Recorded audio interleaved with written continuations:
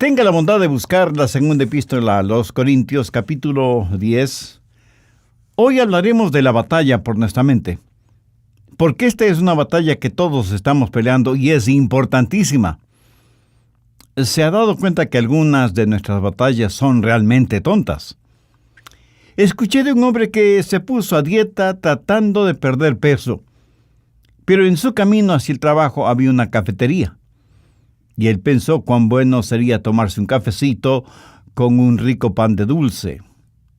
Y pensó, si encuentro un estacionamiento vacío frente a la cafetería, entro. Y así lo hizo. Después de manejar como 10 veces frente a la cafetería, hubo un estacionamiento vacío. Todos en mayor o menor grado tenemos esa clase de batallas, ¿verdad? Pero hay una batalla que es mucho más siniestra y mortal. Es la batalla por la mente. Esta batalla es entre Dios y Satanás. Y el campo de batalla es nuestra mente, nuestra alma. Y todos quienes somos cristianos estamos en medio de esta batalla. Busque 2 Corintios 10, los versos del 3 al 5. Pues aunque estamos en la carne, no militamos según la carne. Porque las armas de nuestra milicia no son carnales, sino poderosos en Dios para la destrucción de fortalezas, derribando argumentos y toda altivez que se levanta contra el conocimiento de Dios, y llevando cautivo todo pensamiento a la obediencia a Cristo. Toda vez que esta batalla es real, este mensaje no solo que es de advertencia, sino también un llamado a las armas. Pero también deseo que sea de ánimo, porque cuando usted nace de nuevo, nace para ganar. Dios no le salva para que viva una vida derrotada. Pablo dijo, mas a Dios gracias, el cual nos lleva siempre en triunfo en Cristo Jesús. El plan de Dios para cada uno de sus hijos es de triunfo y de victoria en nuestras mentes. Quiero destacar 3 puntos en esta batalla por nuestra mente. Primero, las armas de nuestro enemigo. Veamos nuevamente el verso 4. Porque las armas de nuestra milicia no son carnales, sino poderosas en Dios para la destrucción de fortalezas. Ahora, ¿quiénes son los participantes en esta guerra? ¿Quién ha declarado la guerra contra su mente, contra su alma? Nuestro enemigo no lo podemos ver física o carnalmente. Busque Efesios 6, 12. Porque no tenemos lucha contra carne y sangre, sino contra principados, contra potestades, contra los gobernadores de las tinieblas en las regiones celestes. El diablo se ha ubicado en lugares estratégicos para hacerle la guerra a usted, y cuenta con una multitud de demonios para ese propósito. Son invisibles y están dedicados a la destrucción de su vida mental, dirigidos y bajo la autoridad del príncipe de las tinieblas que es Satanás. ¿Cuál es el trofeo en esta guerra? ¿Cuál es el campo de batalla? Veamos el verso 5. Derribando argumentos y toda altivez que se levanta contra el conocimiento de Dios, y llevando cautivo todo pensamiento a la obediencia a Cristo. Ahí lo tiene. Argumentos, conocimientos, pensamientos, como elementos de esta guerra por la posesión de su mente. Satanás quiere conquistarla para poder controlarle a usted y luchar contra Dios. Hay una diferencia entre su mente y su cerebro. Los psicólogos del comportamiento no reconocen esa diferencia, pero la Biblia ve esa diferencia en forma muy clara. Su mente no es la que piensa, sino su cerebro. Y la relación entre mente y cerebro es la misma que existe entre un guitarrista y su guitarra. El guitarrista utiliza la guitarra para expresarse por medio de la música. Hay una diferencia entre mente y la materia gris de su cerebro. Mente y cerebro son 2 cosas separadas. Y tengo que reconocer, para efectos de la ilustración, que aunque todos tenemos guitarritas, algunos tienen mejores guitarras que otros. Quiero decir, tienen mejores cerebros que otros. Ahora escúcheme atentamente. Cuando usted se salva, tiene la mente de Cristo. No significa que su capacidad mental será extraordinaria, sino que tendrá la capacidad de pensar utilizando el cerebro que tiene. El diablo quiere su mente. Y el hecho de que usted tenga la mente de Cristo, el hecho de que usted haya sido salvado, no significa que la guerra se ha terminado para usted. Recuerde que Pablo está escribiendo a los hermanos en la iglesia de Corinto. Sin embargo, el apóstol tiene preocupación espiritual por ellos. Veamos 2 Corintios 11:3. Pero temo que como la serpiente con su astucia engañó a Eva, vuestros sentidos sean de alguna manera extraviados de la sincera fidelidad a Cristo. ¿Qué es lo que está diciendo el apóstol Pablo? Está diciendo que él siente temor de que, así como el diablo en forma sutil engañó a Eva, las mentes de ellos puedan ser corrompidas por Satanás y abandonen la sincera y pura devoción que deben tener a Cristo. El diablo pues quiere corromper su mente y tratará de evitar por todos los medios posibles el que usted tenga la mente de Cristo. Y Pablo está tratando a los hermanos en Corinto como si fueran sus hijos. Mire lo que dice en el verso 2 del capítulo 11, 2 de Corintios. Porque os celo con celo de Dios, pues os he desposado con un solo esposo, para presentaros como una virgen pura a Cristo. Ahora, ¿qué significa esto de celo de Dios? Usted sabe, los celos pueden ser buenos o malos. Hay un celo que puede destruir, y hay un celo que protege a aquellos que amamos. Los esposos, por ejemplo, deben ser celosos de tener una devoción pura por su esposa, por sus hijos. Y lo mismo es con las esposas en su devoción hacia su esposo e hijos. El celo protector mutuo es necesario dentro del hogar. Un padre amoroso quiere llevar hasta el altar matrimonial a su hija y entregársela al novio como una virgen pura. El problema en la actualidad es que hay tantos padres que no entienden que su trabajo, su responsabilidad es criar hijas piadosas para entregarlas vírgenes en el altar matrimonial. Ese debe ser el propósito de un padre genuinamente cristiano. Pablo usa esa analogía para decir que los hermanos en Corinto eran sus hijos espirituales, eran la novia de Cristo, y que no quería que fueran engañados y corrompidos en sus mentes. Prácticamente les está diciendo, cuando les presenten las bodas del Cordero, quiero que sean como una virgen casta y pura para el Señor. Tristemente tengo que reconocer que no hay suficiente pureza en las iglesias en nuestros días. Tal parece que las novias han perdido la capacidad de sonrojarse frente a las cosas impuras. La iglesia necesita recobrar la virtud de la pureza. Leí la historia de un hombre que vivió en Londres hace muchos años. Se le conocía simplemente como el señor Betts. Tenía un almacén de música. Un día un hombre vestido con harapos entró en el almacén y le dijo: necesito algo para comer. Por favor, quisiera comprar mi violín. El señor Betts le dijo que ya tenía muchos violines. Pero el harapiento insistió: es que estoy verdaderamente necesitado. Por favor, cómpreme el violín. El señor Betts le compró el violín, por lo que en Londres hubiera sido el equivalente de $5. El hombre tomó el dinero, lo guardó en sus harapientas ropas y se fue. El señor Betts, que era músico, puso el violín bajo su quijada y empezó a tocar. Armoniosas y resonantes notas salieron de ese violín. El señor Betts se sorprendió de la calidad del sonido del violín y con la ayuda de una vela trató de ver su interior y pudo distinguir dos palabras: Antonio Stradivarius. Y se dio cuenta que tenía un verdadero tesoro en sus manos.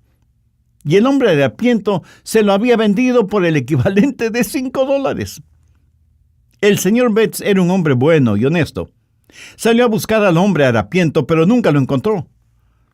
Muchos años después, el señor Betts vendió ese violín por $5,000. En la actualidad, un violín Stradivarius cuesta una verdadera fortuna. Ahora haga la analogía. Algunos jóvenes se venden muy barato cuando permiten que sus cuerpos se conviertan en sucios objetos de placer sexual, en vez de cuidarse y guardarse para aquella persona con la cual se casará. Pablo dice, como un padre quiere proteger a su hija para presentársela pura a Cristo, así quiero protegerles a ustedes que forman la iglesia para que tengan una mente pura y una sincera devoción por Cristo. Mi amigo, hay una batalla por su mente. El diablo quiere poseer su mente porque sabe que si puede tenerla, puede corromperla, puede alejarle del Señor Jesucristo. Vivimos en un mundo que tiene una mente totalmente corrompida. Y recuerde que, de acuerdo a Génesis 6, Dios destruyó a toda una civilización porque todo designio de los pensamientos del corazón de ellos era de continuo solamente el mal. Por favor, busque Romanos 8:6. Porque el ocuparse de la carne es muerte, pero el ocuparse del Espíritu es vida y paz.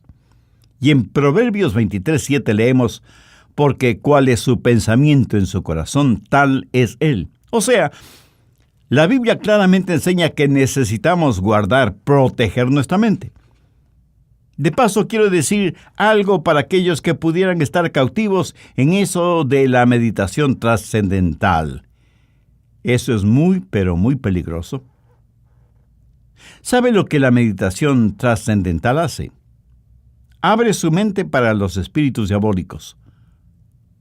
A los practicantes de esta forma de ocultismo se les dice que deben entrar en un estado de meditación, a fin de hacer contacto con los espíritus. Mi amigo, eso es como irse por la noche a la cama, después de abrir todas las ventanas y todas las puertas, y esperar para ver qué o quién entra en su casa. Y usted dice, espero esta noche hacer contacto. Sí, a lo mejor hace contacto, pero con espíritus diabólicos. Su mente debe estar fija, firme en el Señor Jesucristo. El profeta Isaías dijo, tú guardarás en completa paz a aquel cuyo pensamiento en ti persevera. El diablo quiere su mente para continuar con su guerra contra Dios. Y Dios quiere su mente porque es por medio de ella que Dios le habla, le alcanza. Busque Efesios 4, los versos 17 y 18. Recuerde que Pablo escribió esta carta a los hermanos creyentes y les dice, esto pues digo y requiero en el Señor, que ya no andéis como los otros gentiles, que andan en la vanidad de su mente, teniendo el entendimiento entenebrecido, ajenos a la vida de Dios, por la ignorancia que en ellos hay, por la dureza de su corazón. Cuando Dios se comunica con usted, lo hace a través de su mente. En la actualidad tenemos a personas que van a los servicios de adoración y ponen todo su énfasis en el emocionalismo. Permítame decir que Dios no se comunica por medio de sus emociones, porque las emociones son la parte más superficial de su naturaleza. La salvación es el trabajo profundo de Dios.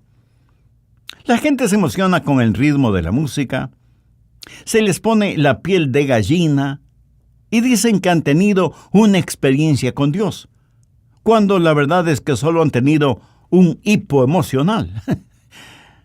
Dios se comunica por medio de la mente, y no estoy hablando de un racionalismo o intelectualismo. Hablo de que Dios se revela en su mente y que Dios nos cambia empezando con nuestra mente.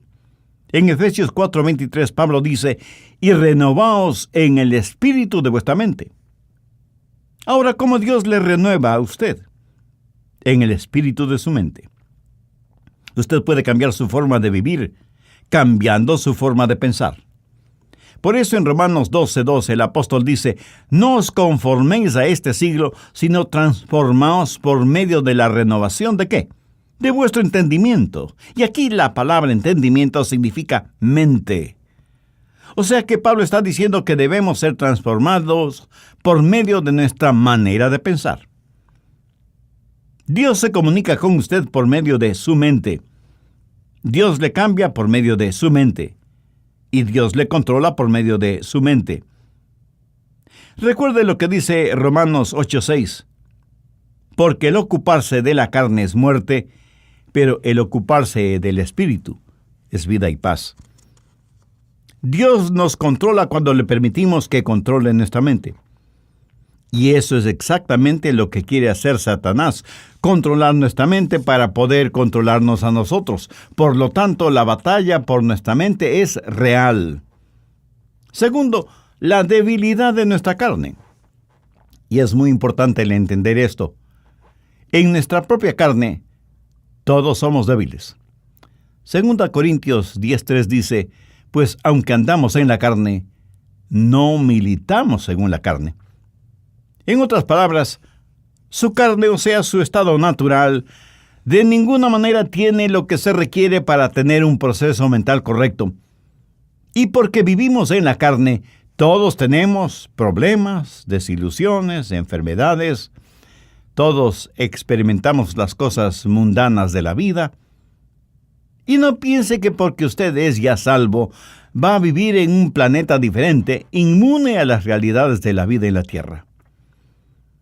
Algunas personas se encierran en monasterios pensando que así vivirán vidas santas. Se cuenta de un hombre que decidió entrar en un monasterio cuya regla principal era el silencio. Podían decir solo 2 palabras al año. Al cumplir el primer año fue llamado por el superior del monasterio, quien le dijo: ya tienes 1 año aquí y puedes decir tus 2 palabras. Y el hombre simplemente dijo: cama dura. Después del segundo año, sus 2 palabras fueron: mala comida. Al tercer año, y frente a su superior, dijo: me voy.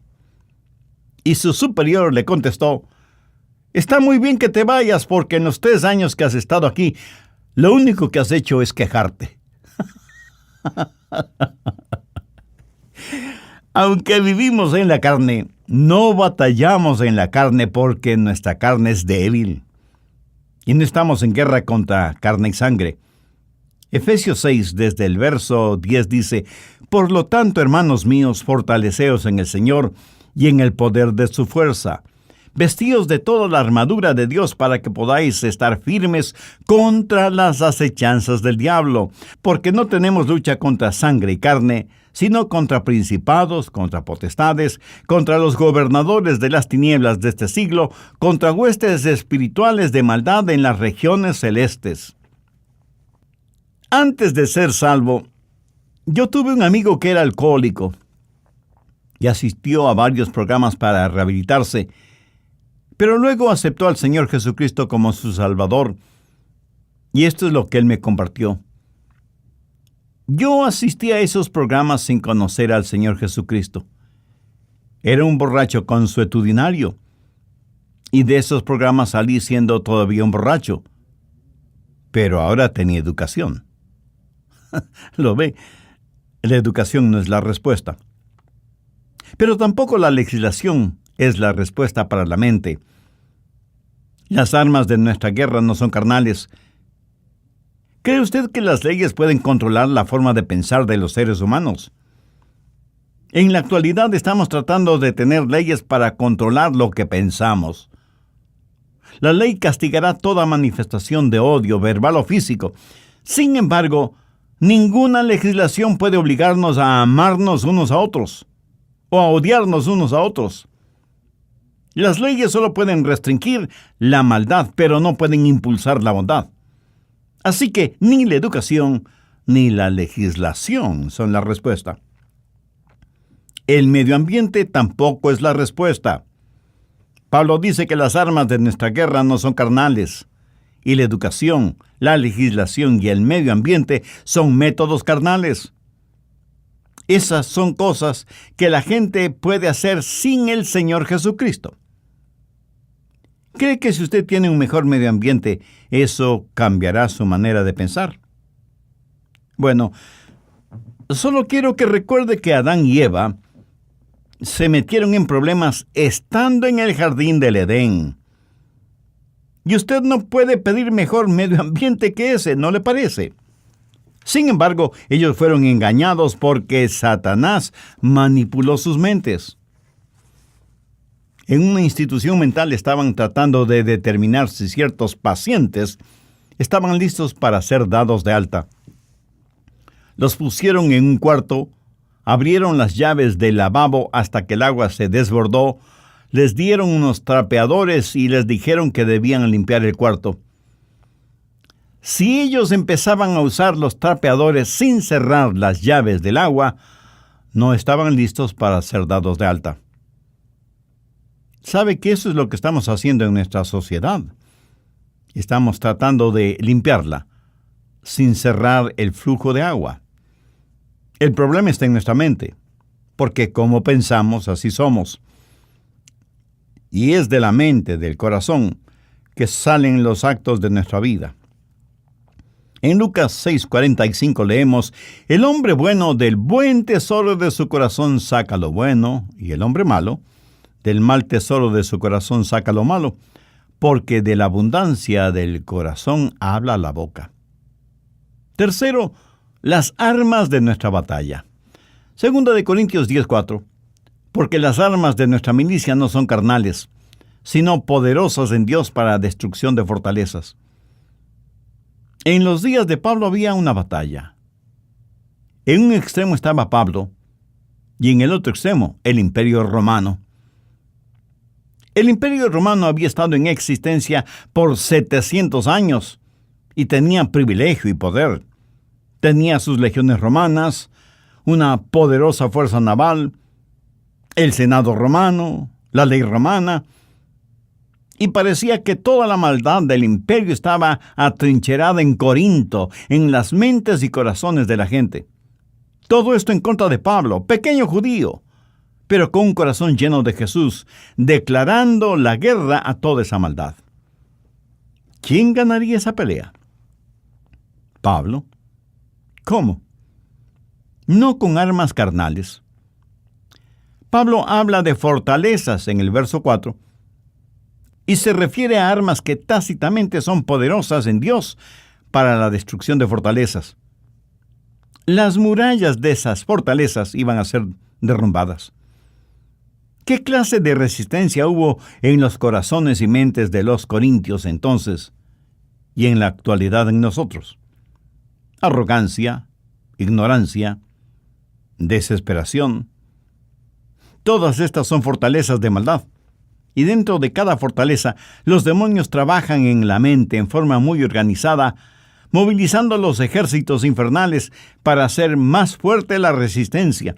Sin embargo, Pablo dice que esas murallas se desmoronarán.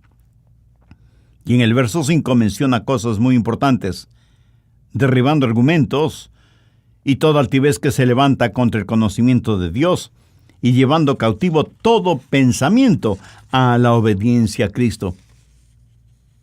Aquí está esa fortaleza con sus altas torres, y Pablo penetrará esa fortaleza para alcanzar a quienes están adentro.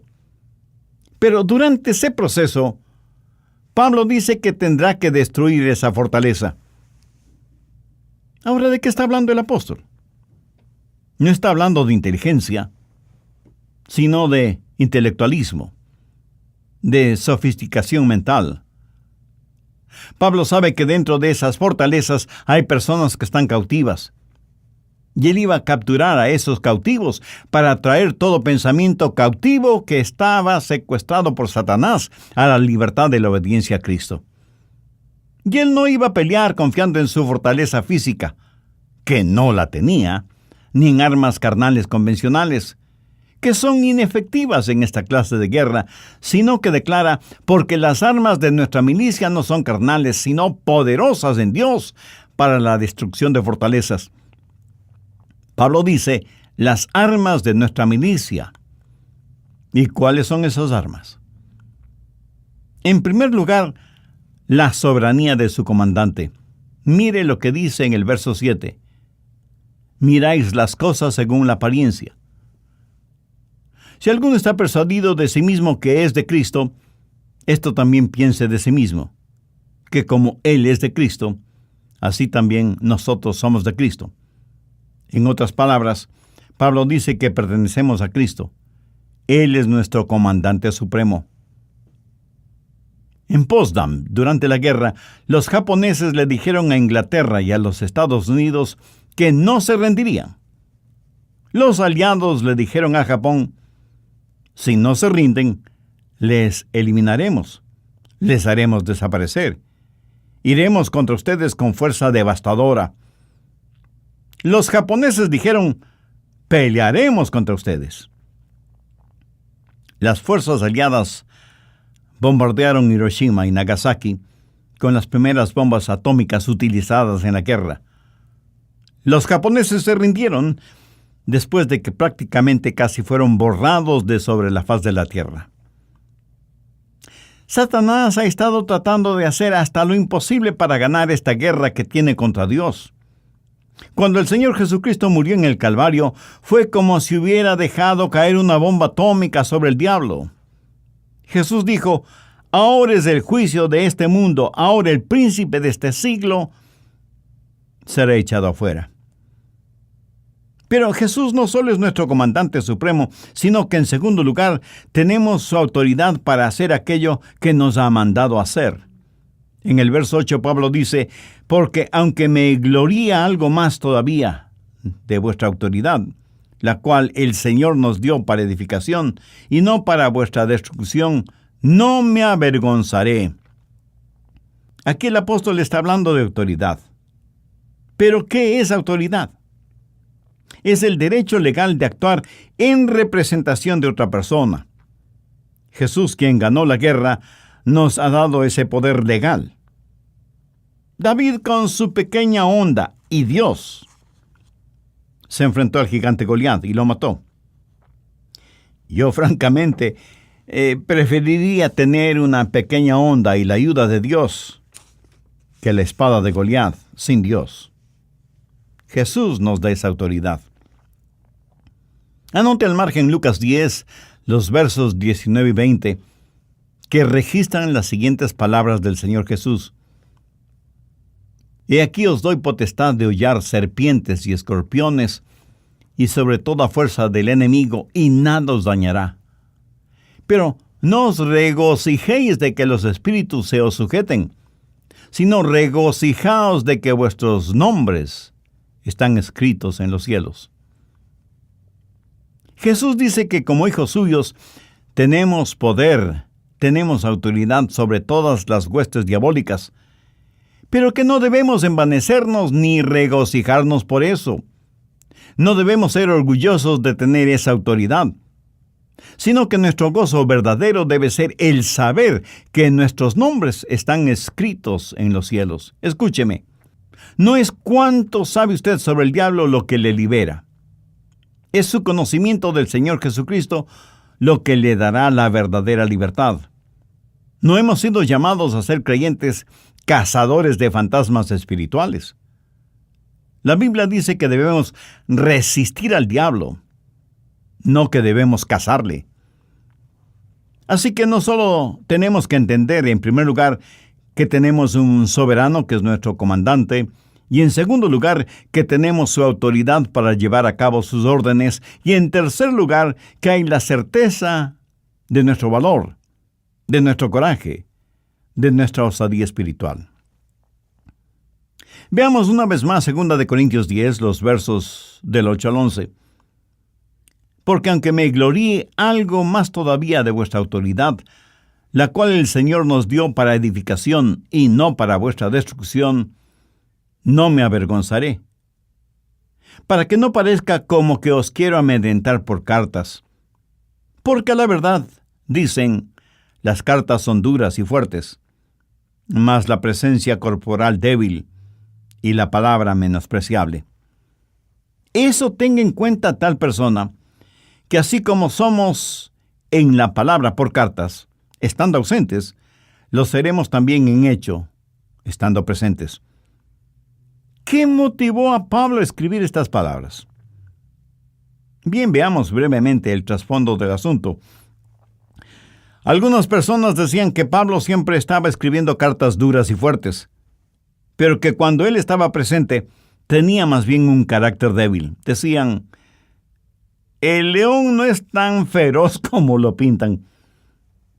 Y Pablo tiene que asegurarles que tanto como era fuerte y duro en sus cartas, lo mismo sería en forma personal cuando estuviera entre ellos. Pero les dice algo más, que pertenecía a Cristo y que Cristo había ya ganado las batallas por él, que Cristo mismo le había dado autoridad y que debido a esas circunstancias tenía el valor y el poder para ganar esta batalla de la mente. Por favor, escúcheme con atención. Lo que usted piense, eso es lo que será. Chuck Swindoll está en lo correcto cuando afirma que la actitud de una persona lo es todo. Una vez que usted ha recuperado la fortaleza de su mente, necesita de inmediato protegerla, resguardarla. En Proverbios 4:23 leemos, sobre toda cosa guardada, guarda tu corazón, porque de él mana la vida. En los aeropuertos de las más grandes ciudades metropolitanas del mundo, las medidas de seguridad son realmente impresionantes.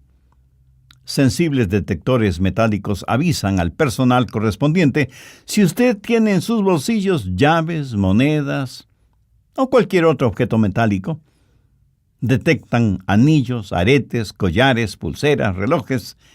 Y en la actualidad las cámaras de rayos X pueden ver la totalidad del cuerpo humano, por si alguien trata de llevar oculto entre su ropa íntima algún objeto o sustancias prohibidos. A veces pienso que sería formidable el tener esos sofisticados detectores a la entrada de las iglesias para detectar el pecado. Pero si tal cosa fuera posible, estoy seguro que nadie quisiera entrar en las iglesias, ni siquiera sus pastores. En Filipenses 4:8 Pablo dice, por lo demás, hermanos, todo lo que es verdadero, todo lo honesto, todo lo justo, todo lo puro, todo lo amable, todo lo que es de buen nombre, si hay virtud alguna, si algo digno de alabanza, en esto pensad. Dios nos hizo de tal manera para que no podamos pensar en dos cosas distintas al mismo tiempo. Permítame explicar de esto. Si usted está pensando en algo que es bueno y correcto, de ninguna manera puede pensar al mismo tiempo en algo malo e incorrecto. Y usted no tiene que ser inteligentísimo.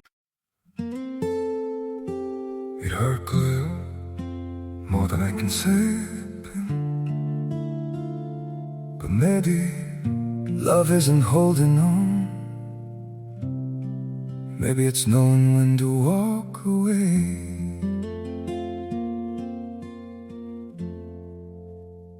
We try to hold what we're slipping through, like sand running from our hands.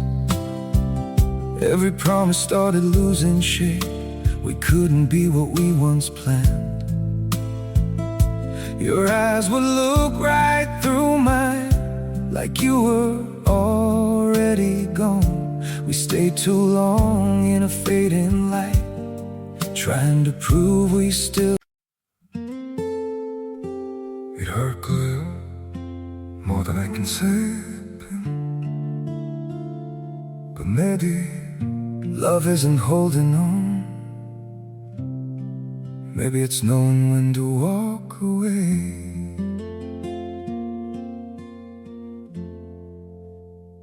We try to hold what we're slipping through, like sand running from our hands. Every promise started losing shape. We couldn't be what we once planned. Your eyes would look right through mine, like you were already gone. We stayed too long in a fading light, trying to prove we still.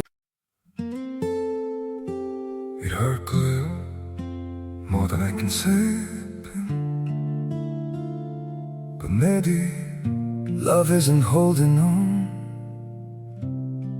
Maybe it's knowing when to walk away. We try to hold what we're slipping through, like sand running from our hands. Every promise started losing shape. We couldn't be what we once planned. Your eyes would look right through mine, like you were already gone. We stayed too long. Para ver la lógica de esta declaración. Y aunque ya lo he mencionado varias veces, usted es lo que piensa. Proverbios 23:7 dice, porque cuál es su pensamiento en su corazón, tal es él. Proteja su mente. Tenga al Señor Jesús como el punto central de su mente. No permita que el diablo le robe la devoción de su corazón puro hacia el Señor Jesucristo. Viva permanentemente enamorado de Jesús y jamás se avergüence de confesar su amor por Él. ¿Se avergüenza usted de confesar su amor, de declarar su amor por la persona que verdaderamente ama? Estoy seguro que no. Cuando sus pensamientos, su corazón están enfocados, centralizados en el Señor Jesucristo, ya no habrá espacio para pensamientos sucios, lujuriosos, malvados, orgullosos, pervertidos, que constantemente nos bombardean. Y si alguien me pregunta, Pastor Rogers, ¿cómo empiezo todo ese proceso? Bueno, gracias por su honesta pregunta. Debo empezar diciéndole lo siguiente. Comience entregando su corazón a Jesucristo. Pablo en 2 Corintios 4:4 dice, en los cuales el Dios de este siglo cegó el entendimiento de los incrédulos, para que no les resplandezca la luz del Evangelio de la gloria de Cristo, el cual es la imagen de Dios. Verá, su mente sin Cristo es realmente ciega a las cosas espirituales. No quisiera que Dios removiera esa ceguera espiritual al entregar su corazón a Jesús. Si todavía no es salvo, no quisiera hacer esa decisión este mismo momento. Si ese es el deseo de su corazón, quien quiera que usted sea y donde quiera que esté, le invito a orar conmigo la siguiente sencilla oración. Señor Jesús, te necesito como el sediento necesita agua, como el hambriento necesita pan. Te necesito para esta vida aquí y para la vida en la eternidad. Tú moriste en la cruz del Calvario para salvarme si es que confío en ti. Y sí, confío en ti con todas las fuerzas de mi ser. Por eso te invito a que vengas a mi corazón, seas mi Salvador y mi Señor.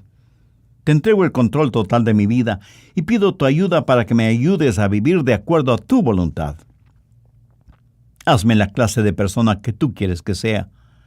Dame la fuerza de nunca avergonzarme de ti ni de tu palabra, sin que me importen las circunstancias o me amedrenten las consecuencias.